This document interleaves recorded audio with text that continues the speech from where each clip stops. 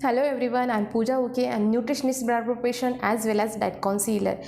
आप सभी का हमारे इस YouTube चैनल पे तहे दिल से स्वागत है। और आज के इस वीडियो में हम बात करने वाले हैं एक बहुत ही मोस्ट रिकमेंडेड टॉपिक है, और जो मोस्ट ऑफ द हमारे क्लाइंट होते हैं वो इसी प्रॉब्लम को लेकर आते हैं। जो मोस्ट ऑफ द जो वुमन होती है after delivery, after giving birth to child, वो इन सब प्रॉब्लम से फेस करते हैं, जैसे कि उनका बेली फैट है, जैसे उनकी ऑल टाइप की जो ओबेसिटी होती है। जनरली जो जेंट्स होते हैं उनका विसरल फैट का प्रॉब्लम होता है, कोलेस्ट्रॉल लेवल हाई होने की प्रॉब्लम होती है। जो वो सभी के रिलेशन जो है मेनली है ओबेसिटी से रिलेशन होता है इन सब का। तो आज हम बात करने वाले हैं ओबेसिटी पर, तो वीडियो के अंत तक ज़रूर बने रहिए, क्योंकि मैं आपको इस बारे में पूरा साइंटिफिक वे से आपको बताने वाली हूँ। स्पेशली मैं भी वेट लॉस ओबेसिटी की प्रॉब्लम से गुजरी हुई हूँ, तो मैंने खुद अपना वेट कैसे हेल्दी वे से, मैंने कोई स्ट्रेस नहीं लिया है। और मैंने मतलब मैं डाइटिशियन होके भी मैं जो खाने की जो चीट होती है वो भी खाने में चीट ज़रूर करती हूँ, क्योंकि आफ्टर ऑल मैं भी बहुत ज़्यादा फूडी हूँ, मैं भी इंसान हूँ। सो मैं आपको हेल्दी के साथ साथ डिलीशियस के साथ साथ कुछ ऐसे भी खाना बताऊँगी जिससे कि आप एक्चुअल में वेट लॉस कर सकते हैं, सिंपल और सरल तरीके से वेट लॉस कर सकते हैं। तो वीडियो के अंत तक ज़रूर बने रहिए। तो हम स्टार्टिंग पॉइंट से स्टेप बाय स्टेप जाएंगे, लास्ट ट्रीटमेंट तक के जाएंगे। लेकिन सबसे पहले हमें स्टार्टिंग पॉइंट बहुत ज़रूरी होता है कि रूट क्या कॉज क्या होता है, क्यों हमारा जो फैट है डिपॉजिट होते जा रहा है।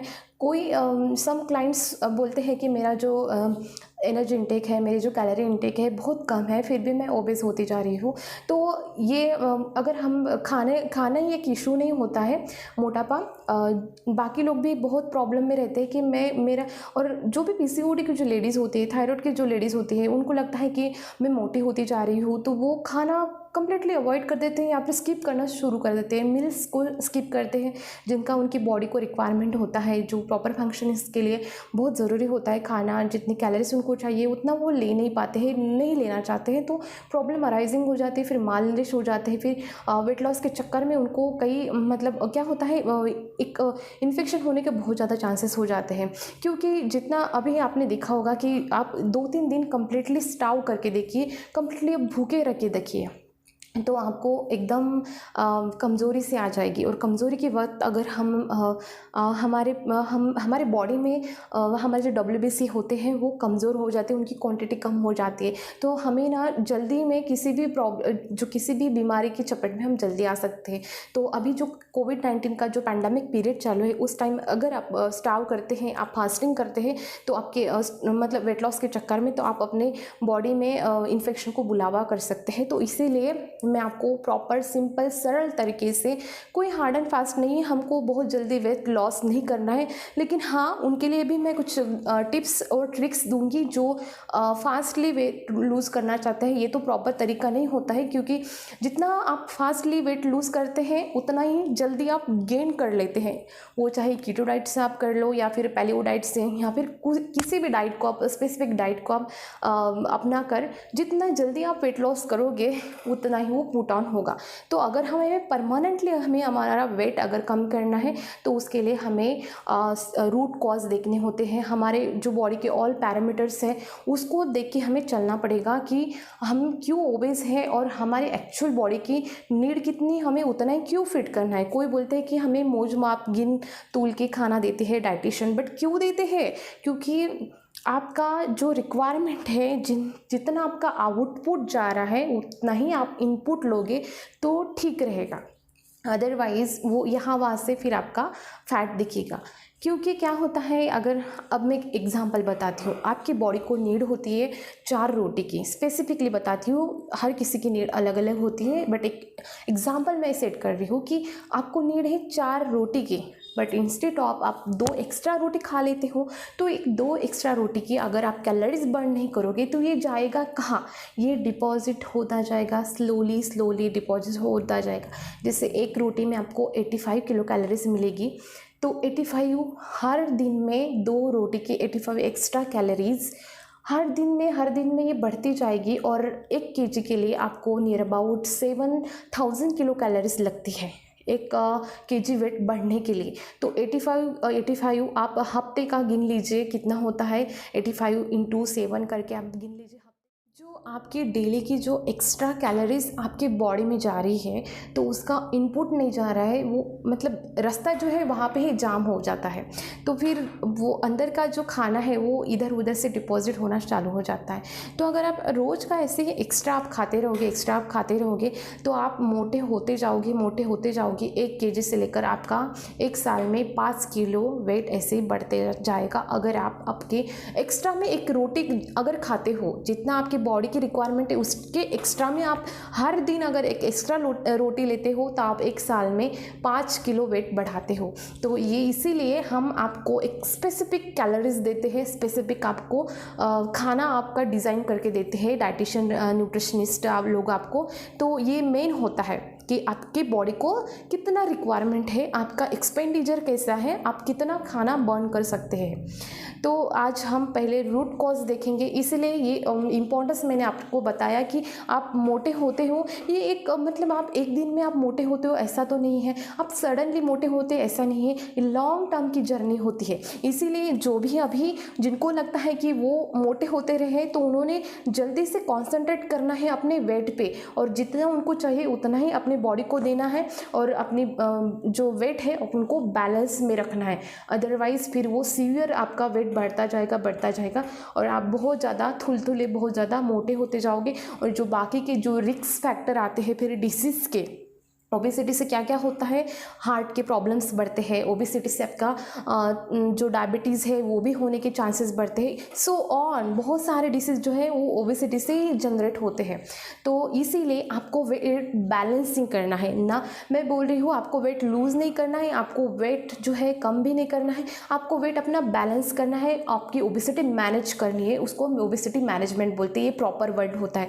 सबसे पहली जो स्टेप है कि क्या सच में आप ओबेस हो, ये आप वैसे तो फिजिकल जो अपीयरेंस होता है वो बल्कि और थुलथुला दिख जाता है तो हम इसको ओबेस हम ऐसे समझ लेते हैं, लेकिन आपको प्रॉपर देखना है कि आप कितना मतलब आपका जो नॉर्मल एक पैरामीटर है उसके ज़्यादा आप कितने मोटे हो, मतलब how much to weight you want to reduce, मतलब मीन्स आपको सच में कितना वेट कम करना चाहिए आपको अपना वेट बैलेंसिंग करने के लिए। तो एक पैरामीटर है जैसे कि जिनकी हाइट अगर 5 फीट है तो उनका वेट है 50.53 kg उनका वेट होना चाहिए। जिनकी हाइट अगर 5 फीट से 1 इंच है तो उनको 51.60 kg उनका वेट होना चाहिए। मीन्स ऐसे पैरामीटर्स होते हैं, जैसे एक नॉर्मली आप डिसाइड कर लेते हैं कि जिनकी हाइट 5 फीट है उनको 50 kg, और जैसे इंचेस बढ़ते हैं जैसे 5 फीट 1 इंच, 5 फीट 2 इंच, तो उसमें हम ऐड कर लेंगे 1 kg, जैसे कि 50 kg हो गया 5 फीट के लिए और 51 kg हो गया 5 फीट 1 इंच के लिए।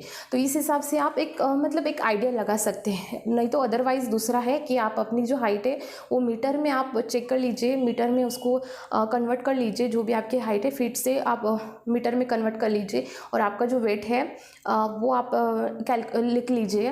तो आपका जो बॉडी मास इंडेक्स है वो आप सबसे पहली स्टेप है, आप वेट लॉस की जर्नी अगर स्टार्ट करना चाहते हैं तो सबसे पहली स्टेप है आपको body mass index find out करना है। आपका जो फैट है मतलब आप ओबेसिटी की कौन से कैटेगरी में आते हो, तो उसके लिए फॉर्मूला है weight divided by height into metre square है। मीटर का जो हमारी हाइट जो मीटर में हमने रखी है उसका हम स्क्वायर कर लेंगे और जो भी आपका कैलकुलेशन आएगा it should be on 80 to 24, इसके बीच ही आना चाहिए।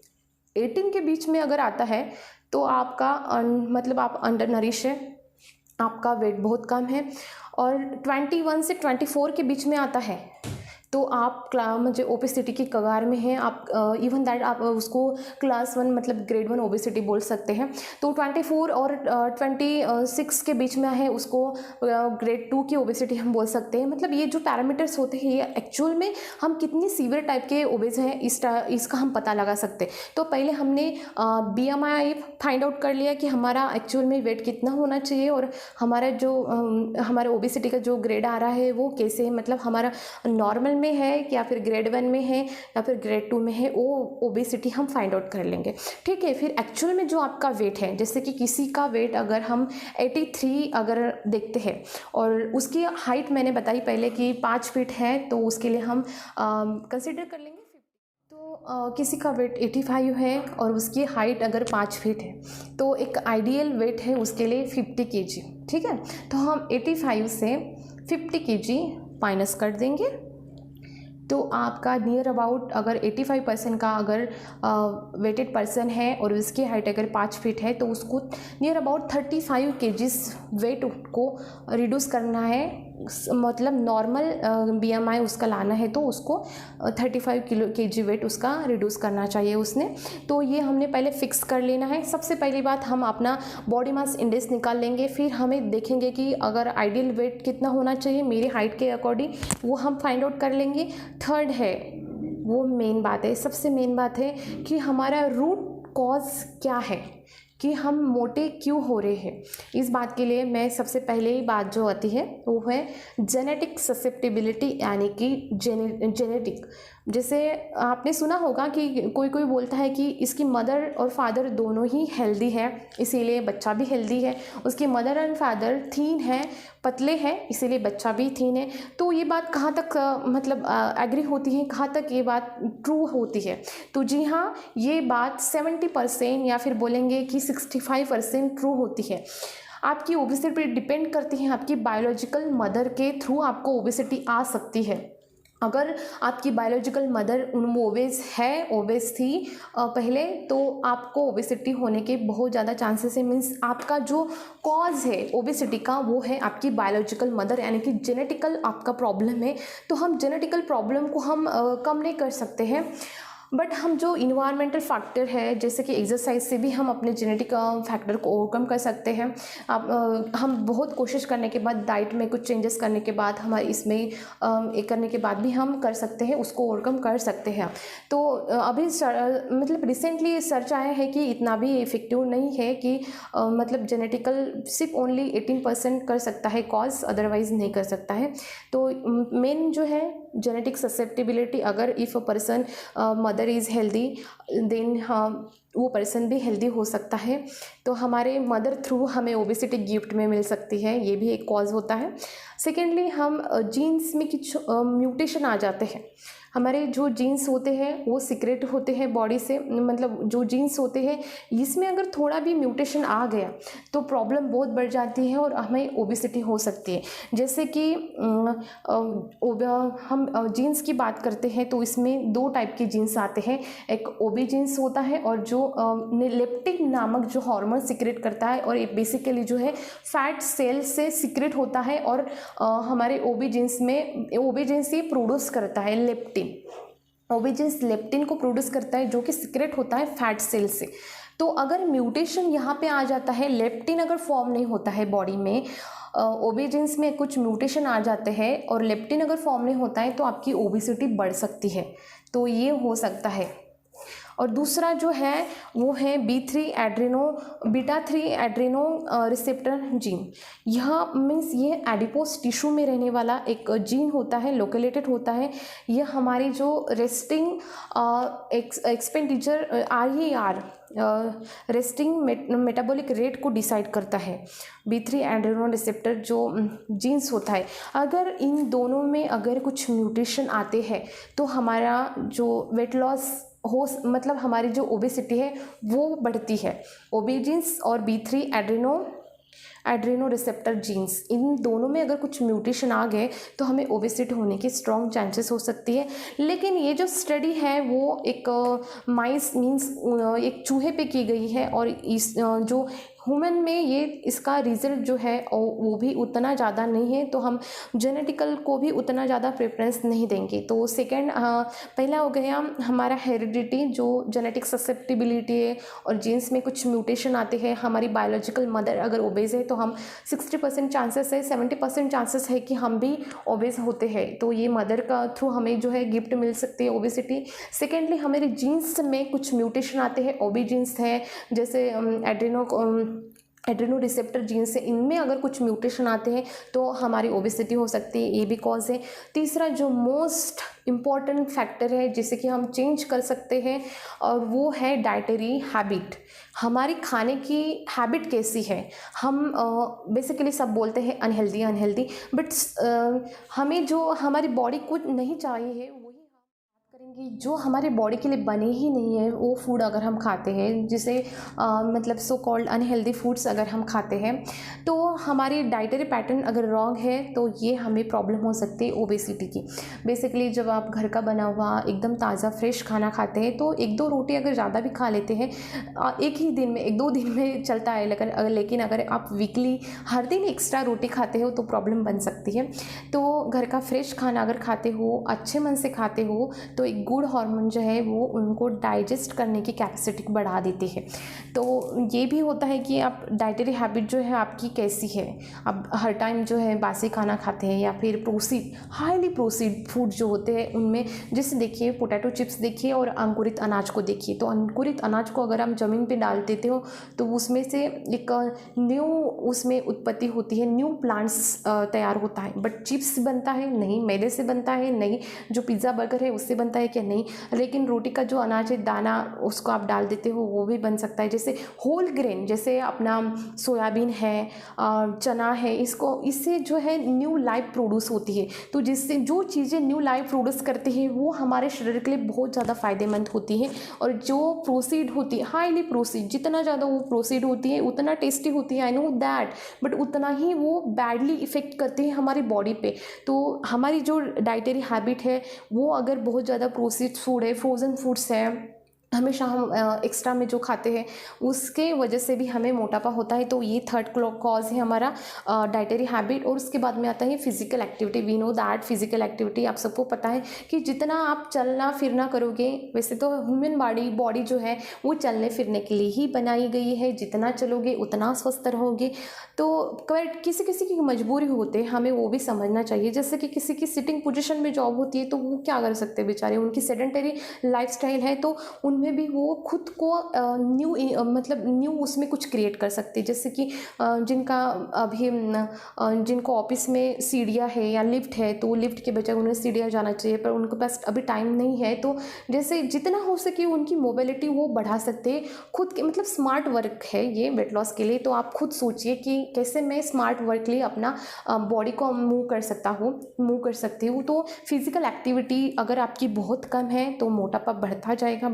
और जितना आप इसको मतलब नज़रअंदाज करोगे तो उतना ही प्रॉब्लम बहुत ज़्यादा बढ़ जाएगी, फिर प्रॉब्लम आ सकती है। फिर जितना ज़्यादा वेट बढ़ता है उतना ही प्रॉब्लम बढ़ता है लूज़ करने के लिए। तो अब जैसे पहले फाइंड आउट कर लेने पहले ही अगर हम सोल्यूशन ढूंढ लेते वो ज़्यादा फ़ायदेमंद होता है और उस पर कंट्रोल बहुत जल्दी बन गया तो मतलब ये ईजी हो जाता है थोड़ा।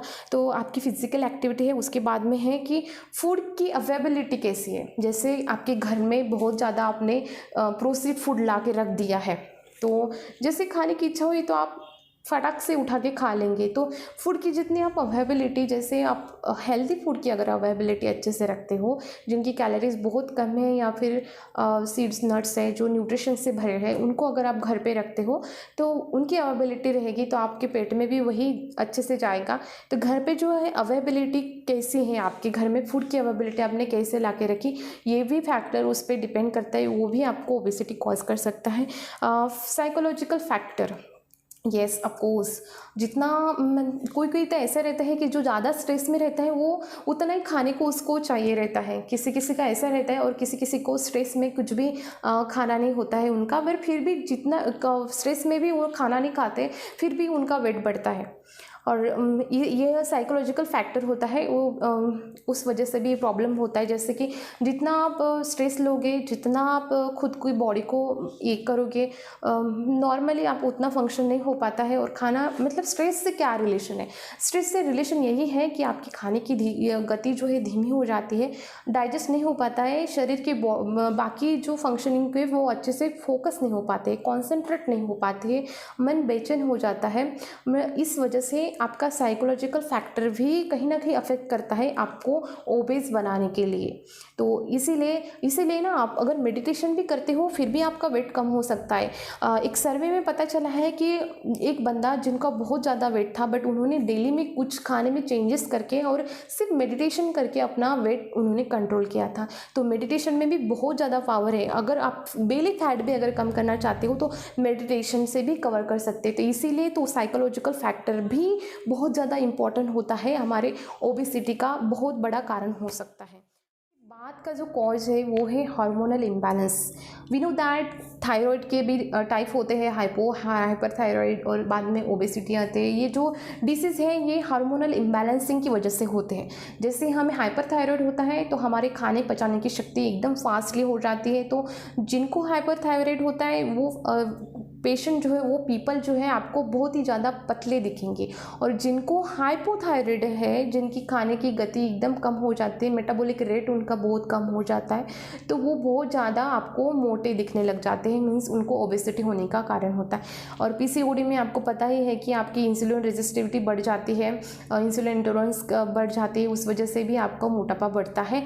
तो हार्मोनल इम्बैलेंस भी बहुत बड़ा कारण हो सकता है आपका ओबेसिटी का। लास्टली मतलब आपकी बर्थ वेट मीन्स आपकी चाइल्डहुड आपका वेट कितना था, जितना भी मतलब ये बहुत ज़्यादा अफेक्ट करता है। आप बचपन से ही अगर मोटे हो तो क्रोनिक फैट है वो डिपॉजिट रहता है। फिर चाहे आप जब यंग स्टेज में होते हैं, आपकी एक्टिविटी भी बहुत अच्छी होती है, आपका खान पान भी अच्छा होता है, फिर भी आप पहले से अगर आप ओबेस हो बर्थ से तो आपका वेट बढ़ जाता है। मोटापा थोड़ा सा भी आप खाते हो तो आपका वेट जल्दी से बढ़ जाता है। इसलिए बाद में आपने देखा होगा कभी कभी कि मोटे लोग बहुत कम खाते हैं, उनकी तुलना में जो स्लिम फिट है वो अगर बहुत ज़्यादा खा लेते हैं फिर भी बोलते हैं कि ये मोटा नहीं हो रहा है और मैं मोटी हो रही। तो ये भी हो सकता है कि बर्थ के वक्त में, बर्थ से लेकर अभी तक आप मोटे होते आ रहे हैं, तो आप थोड़ा सा भी ज़्यादा खा लेते हो तो ये आपका वेट बढ़ाने के लिए ये मतलब एक कारण बन जाता है। तो ये थे प्रॉब्लम, ये मेन कॉजेस हैं, ऑल कॉजेस हैं जो ओबेसिटी के लिए बढ़ावा देते हैं। पहला जो है अपना जेनेटिक ससेप्टेबिलिटी, मीन्स आपकी बायोलॉजिकल मदर पेरेंट्स जो है वो अगर ओबेस है तो आपका जो ओबेसिटी का कारण वो भी हो सकता है। सेकेंडली हेरिडिटी है, मीन्स जीन में कुछ म्यूटेशन आते हैं। ओबेजीन्स है, ओबेजीन्स जो है लेप्टिन को प्रोड्यूस करता है फैट सेल में जो डिपॉजिट होता है, तो उनमें अगर कुछ म्यूटेशन आ गया तो आप ओबेस हो सकते हो। लास्ट में जो B3 एडेनो रिसेप्टर जो जीन्स है दूसरा, उसमें भी ये एडिपोस टिश्यू में लोकेटेड होता है। इसमें प्रोड्यूस होने में, सीक्रेट होने में कुछ म्यूटेशन आ गया तो भी आपकी ओबेसिटी बढ़ जाती है। लास्टली अब डाइटरी हैबिट्स, आपकी खाने की जो हैबिट है वो कैसी है। अब मीन्स क्या है, आप एक एप्पल लोगे या फिर आप जो हाईली प्रोसेस्ड जो है आप ब्रेड लोगे, या फिर जो मैदे की रोटी बनी है, मैदे का जो नान है वो लोगे आप, तो जो मेज़रमेंट है, जो क्वांटिटी है सेम रहेगी दोनों की, लेकिन कैलोरीज जो है इसमें भी अगर आप देखोगे, अगर उसके इंचेस, अगर नान जो लिया है हमने, जो मैदे की रोटी ली है, उसके भी इंचेस हम थोड़ा कम कर लेंगे, उसको 5 इंचेस का ही रख लेंगे और एप्पल को हम इतना रख लेंगे। तो दोनों में अगर हमने डाइटरी हैबिट्स का मैं बता रही हूँ, तो हम इसको एप्पल को खाते हैं फिर भी हमें 50 किलो कैलोरीज मिलेगी। भले नान को अगर खाते हैं तो हमें नियर अबाउट 100 या फिर 120 तक के हमें कैलोरीज मिल सकती है। उससे भी ज़्यादा 200 के ऊपर में हमें एक नान में कैलोरीज मिल सकती है। तो पोर्शन साइज़ भी कम है, दोनों इसका पोर्शन साइज हम इससे ज़्यादा कम रखेंगे फिर भी ये कैलोरीज उतनी ही रहेगी। तो और इसमें भी 50 है, ठीक है। हमने एक हेल्दी वाला नान ले लिया, मीन्स हमने उसको बटर घी कुछ भी नहीं लगाया, सिर्फ खाली वो मैदे की रोटी है या फिर गेहूँ की रोटी है, हम इंस्टेड ऑफ गेहूँ की रोटी पकड़ लेते हैं। तो गेहूँ की रोटी के भी हम उसको इतना रखेंगे कि उसकी कैलोरीज 50 है, मतलब एकदम छोटी से हम उसको लेंगे। और ये हमारा एप्पल है, वो है 50 कैलोरीज का, तो हम एप्पल खाते हैं 50 कैलोरीज का, हम रोटी भी खाते हैं 50 कैलोरीज की। तो जो रोटी की जो कैलोरीज होती है वो आउटपुट में नहीं जाती है जल्दी से, और जो हमने एप्पल खाया है तो एप्पल में 50 किलो कैलोरीज है, लेकिन एप्पल को खुद डाइजेस्ट करने के लिए उतनी कैलोरीज लगती है, 50 किलो कैलोरीज लगती है। तो एप्पल की जो कैलोरीज है वो 0 दिखेगी। इसीलिए जो वेट लॉस की जर्नी में होता है तो उन्होंने अपने डाइट में स्पेशली एप्पल को ज़्यादा प्रेफरेंस दीजिए। हाँ, गिवन दैट जो बाकी डाइट जो है, मतलब 1 मील डाइट में है, वो एप्पल को अपने डाइट में रखते हैं, एप्पल खाते हैं, खा के वो अपना वेट कम करते हैं। But this is not a natural way, this is not a means एक अच्छा सेफ ये नहीं होता है। तो ये प्रॉब्लम होता है। मीन्स रोटी की जो कैलोरीज है वो खुद से डाइजेस्ट करने में, मतलब वो उतना उसका आउटपुट नहीं है, वो अच्छे से डाइजेस्ट होने में उसको धीरे धीरे डाइजेस्ट होती है। लेकिन जो एप्पल की जो कैलोरीज है वो खुद में ही डाइजेस्ट करने में उसको 50 कैलोरीज लगती है, और इवन रोटी को 1 या 2 हार्डली उसको किलो कैलोरीज लगेगी। तो ये होता है हमारे dietary habits, lack of knowledge और इम्प्रॉपर गाइडेंस की वजह से हमें ये समझ में। तो फिज़िकल एक्टिविटी, बर्थ वेट जो है, हमारी childhood obesity, growth obesity, hormonal imbalance, psychological factor, availability of food, ये जो है ये हमारे रूट कॉजेस हैं। इन्हीं वजह से हमें ओबेसिटी होती है। जो ऑल मैंने जो रीज़न्स है ओबेसिटी के, ऑल जो है मैंने साइंटिफिक वे से आपको डिस्कस किए हैं। इसके अलावा और कोई भी कारण नहीं हो सकता है। हाँ, एक कारण हो सकता है जैसे कि जिनका बेली फैट है तो उनको ब्लोटिंग की वजह से वहाँ पे वो जो एरिया है उनको ज़्यादा मतलब ये दिखता है, बल्कि दिखने लग जाता है। इवन दैट पानी के फ्लूइड रिटेंशन होने की वजह से, पानी अगर कम पीते हो उसकी वजह से भी ये प्रॉब्लम हो सकता है ओबेसिटी का। आपके खाने में अगर lack of protein, lack of fibre है, उसकी वजह से भी ये प्रॉब्लम बढ़ सकता है। तो ये थे कॉजेस जिसकी वजह से आप ओबेस होते जा रहे हैं और मोटे होते जा रहे हैं।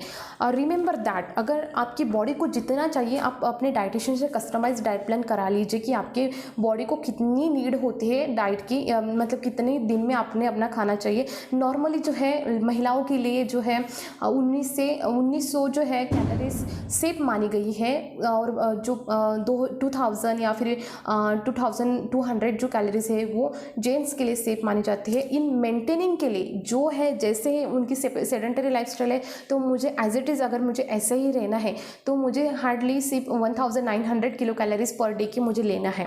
अगर इन केस में उससे ज़्यादा अगर लेती हूँ तो मैं आधी रोटी भी अगर थोड़ी थोड़ी ज़्यादा लेती रहूँगी तो मेरा फैट जो है डिपॉजिट होता जाएगा। और अगर मैं 5 साल में देखूँगी तो मेरा जो वेट है 20 kg बढ़ जाएगा, सिर्फ हाफ आधी रोटी खाने की वजह से। तो ये इसीलिए मैं बोलती हूँ आपको कि आप अपना कस्टमाइज डाइट प्लान करा लीजिए, या फिर आप खुद से 1900 का किलो कैलोरीज का अपने डेली का आप हिसाब रखिए। हाँ, 1-2 दिन आप कुछ चीट कर सकते हैं, या फिर एक्स्ट्रा में आप कैसे है, जितना आप खाना, अगर आप फूडी ज़्यादा हो तो आपको एक्सरसाइज भी ज़्यादा करना है। 1-2 बहुत इंपॉर्टेंट फंडा है, जैसे कि कम खाओ कम एक्सरसाइज करो, ज़्यादा खाओ ज़्यादा एक्सरसाइज करो। अगर जो आलसी है तो उन्होंने 100% उन्होंने कम खाना चाहिए। इसीलिए यही वजह मैं आपको बता रही हूँ। आपको अगर नहीं अपना शरीर ज़्यादा हिलाना डुलाना है तो आप कम खाओ, तो आप ओबेस नहीं होंगे।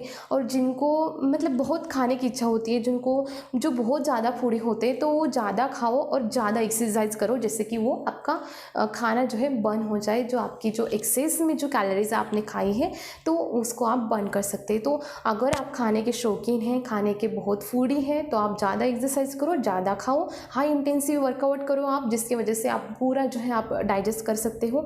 और अगर आपको अब खाना भी ज़्यादा नहीं है और आपको अपने शरीर को हिलाना भी नहीं है तो कम खाओ और हैप्पी रहो। अगर आपका वेट अगर ज़्यादा बढ़ता है, आपका विसरल फैट बहुत ज़्यादा बढ़ता है, जहाँ की बेली फैट अगर बहुत ज़्यादा बढ़ती है, तो आपके रिस्क फैक्टर बहुत ज़्यादा होते हैं, जैसे कि हार्ट अटैक है। बाकी आप सबको पता है कि क्या क्या प्रॉब्लम हो सकते हैं, बहुत ज़्यादा प्रॉब्लम हो सकते हैं ओबेसिटी की वजह से। और जो अभी के वीडियो में आपने देखा कि कॉजेज़ क्या हो सकते हैं, और एक्स्ट्रा में अगर थोड़ा भी बहुत हम खा लेते हैं तो कैसे हमारी ओबेसिटी इंक्रीज़ हो जाती है। तो ये सारे जो है ये प्रॉब्लम्स क्यों हो रहा है ओबेसिटी का, इस वजह से मैंने आपको बताया। हाँ, एक बात मैं बताना भूल गई कि विटामिन डी का स्टेटस आप ज़रूर चेक करवा लीजिए।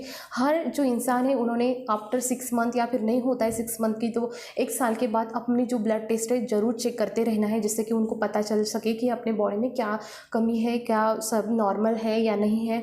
तो विटामिन डी का अगर स्टेटस बहुत कम है तो आपको ज़रूर मतलब आप ओबेसिटी और बढ़ सकती है। मतलब आप कितना भी वर्कआउट कर ले, कितना भी डाइट आप कर ले, कितना भी कुछ कम खा ले, फिर भी ये नहीं हो सकता है अगर आप इन सब इश्यूज़ को लेके अगर नहीं चलोगे, इन सब कॉजेज़ को आप फाइंड आउट नहीं करोगे कि मेरा जो मेन कॉज है वो क्यों आ रहा है। जैसे कि फिज़िकल एक्टिविटी कम है तो आपको उसको फोकस करना है, जैसे कि आपकी डाइटरी हैबिट अगर फॉल्टी है तो आपको उसको करेक्ट करना है, जैसे हेरिडिटी है तो आपको उसको आप उसमें कुछ छेड़छाड़ नहीं कर सकते। लेकिन हाँ, वो भी अवॉइड करती है, जितना आप एक्सटेंसिव एक्सरसाइज करोगे उतना ये फ़र्क पड़ सकता है। साइकोलॉजिकल फैक्टर है, वो भी आप स्ट्रेस कम करके हो सकता है। मतलब अवेलेबिलिटी फूड है तो आप हेल्दी फूड रिप्लेस कर सकते हो। तो ये जो प्रॉब्लम है, सबसे पहले आप प्रॉब्लम को फाइंड आउट कीजिए, प्रॉब्लम देखिए आपका कि क्यों मुझे ओबेसिटी हो रही है।